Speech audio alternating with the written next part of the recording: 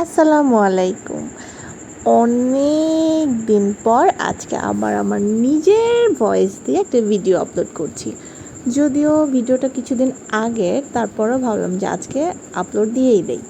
কিছুদিন আগে নানির বাড়িতে গেছিলাম, আর গিয়েই মামিদের গাছের জাম্বুরা, অনেকেই বাতাবি লেবু বলে, আমরা তো জাম্বুরাই বলি ছোটোবেলা থেকে। তো জাম্বুরা নামিয়েছিলাম, আর সেটা আমরা মেখে খেয়েছিলাম অনেক মজা করে। আর এই যে জাম্বুরাটা কাটার পরের অবস্থা, যদিও এইটা আর কিছুদিন থাকতো গাছে, 15-16 দিন পরে হয়তো এটা পুরাপুরি পেকে যেত। আর এই জাম্বুরাটা একটু কাঁচা থাকার জন্য একটু তিতা তিতা লাগছিল, তো ব্যাপার না, তারপর অনেক মজা লাগছিল। তো যেভাবে আমরা নর্মালি খাই, কাঁচামরিচ, হলুদ, লবণ, সরিষার তেল দিয়ে ভালো মতো হাত দিয়ে মাখিয়ে নিলাম।